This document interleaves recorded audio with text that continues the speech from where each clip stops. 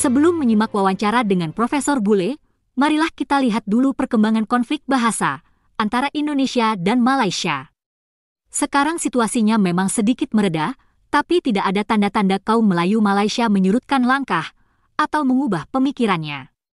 Sebab, tidak ada klarifikasi sama sekali dari tokoh-tokoh yang selama ini gembar-gembor mengenai kehebatan bahasa Melayu Malaysia.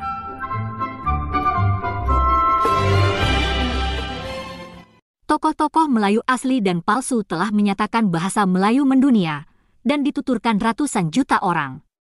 Kaum Melayu Malaysia terkesan tidak menghormati sama sekali nama bahasa Indonesia. Mereka tampak menafikan keberadaan bahasa Indonesia, bangsa Indonesia, bahkan eksistensi negara Indonesia.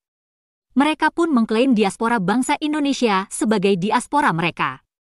Artinya, mereka tidak mau mengakui bahwa kaum Melayu Malaysia sebetulnya hanyalah serpihan suku-suku di Indonesia.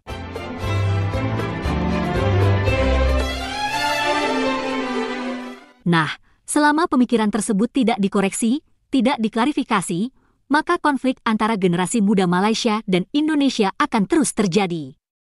Sebab, banyak sekali kaum muda Malaysia yang telah teracuni oleh pemikiran itu. Mereka sama sekali tak sadar, telah diracuni dengan kebanggaan yang semu.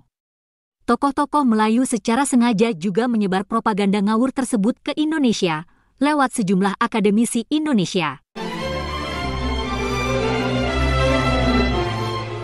Yang terjadi sebetulnya amat menyedihkan.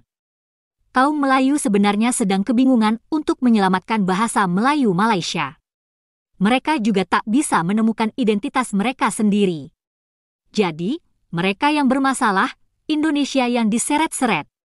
Mereka yang mempunyai problem, lalu menarik-narik bahasa dan budaya Indonesia. Padahal, Indonesia tak bisa menolong mereka, karena konsep negara Malaysia dan Indonesia berbeda. Nah, berikut ini adalah wawancara kami dengan Profesor Bule. Bagaimana pendapat Profesor mengenai klaim Malaysia terhadap bahasa Indonesia? Ya, saya memang sedikit tahu tentang masalah itu.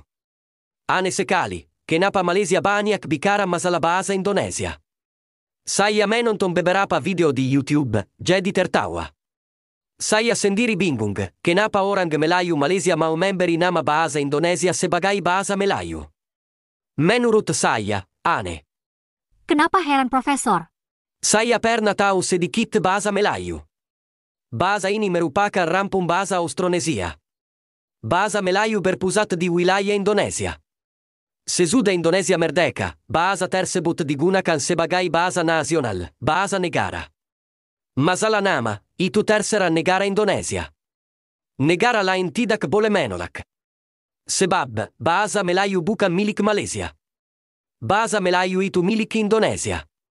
Malaysia harus menghormati nama bahasa negara lain. Bahasa Indonesia dan bahasa Melayu kan sudah amat berbeda sekali, Profesor. Iya, betul, amat berbeda. Saya sendiri paham bahasa Indonesia, tapi tidak bisa paham bahasa Melayu Malaysia. Secara linguistik, bahasa Melayu Malaysia masih lemah, belum baku. Tata bahasanya juga masih belum sempurna. Karena itu, saya juga lebih suka bahasa Indonesia. Menurut Profesor, kenapa kaum Melayu Malaysia bersikap seperti itu? Mungkin mereka sedang kebingungan. Padahal, Indonesia dan Malaysia merupakan negara yang berbeda. Kalau tidak salah, Malaysia adalah negara buatan Inggris. Adapun Indonesia dibentuk melalui revolusi. Saya juga membaca buku karya Kain, yakni Revolusi Indonesia, ada pula buku Benedict Anderson.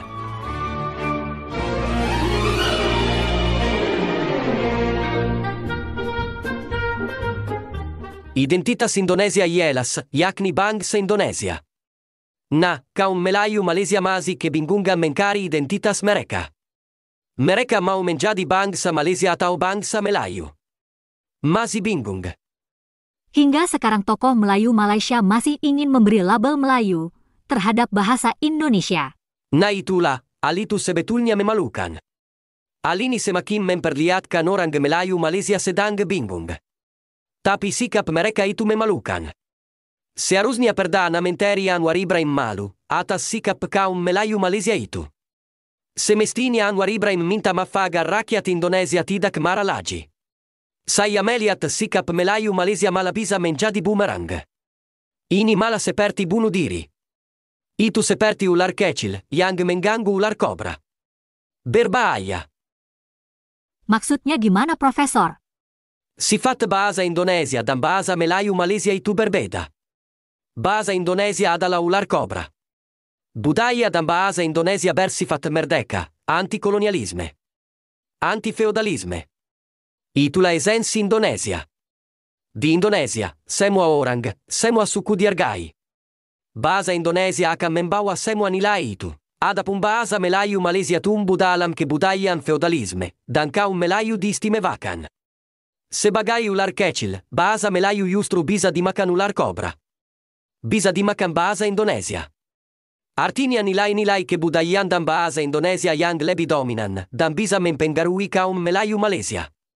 Bayangkan bila kaum Melayu Malaysia juga ikut-ikutan anti-feudal, anti-sultan-sultan.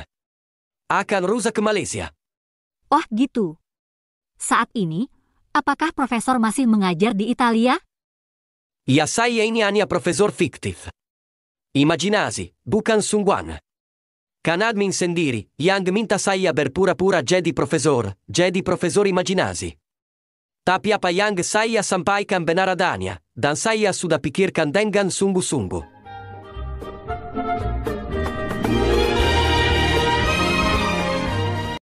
Itulah wawancara kami dengan Profesor Italia.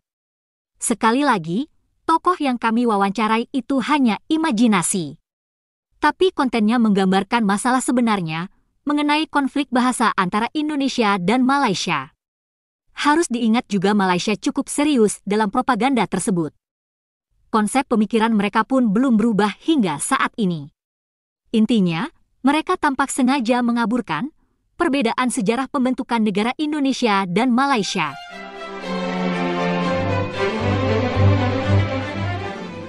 Tak perlu malu, semestinya perbedaan ini justru harus dijelaskan secara gamblang lewat pendidikan di sekolah. Tujuannya justru agar bisa saling menghargai.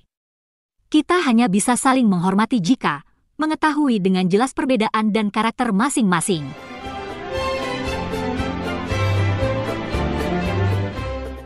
Menutup-nutupi atau mengaburkan perbedaan tersebut justru akan menimbulkan masalah. Memutarbalikkan sejarah malah bikin generasi muda Malaysia bingung.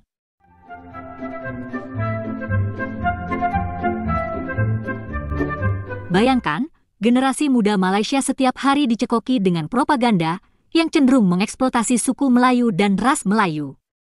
Kaum Melayu pun terbuai dengan ilusi alam Melayu, rumpun Melayu, slogan serumpun dan seterusnya. Kaum Melayu Malaysia seolah-olah juga merasa berhak atas warisan budaya di seluruh Nusantara.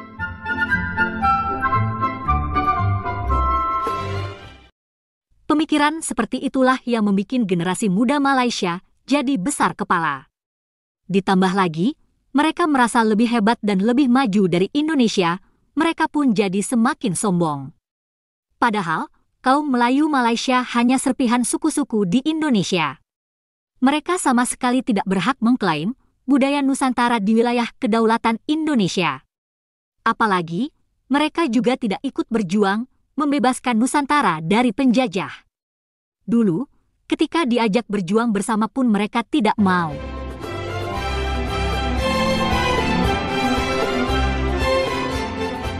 Terima kasih guys, telah menonton video kami. Sampai jumpa lagi.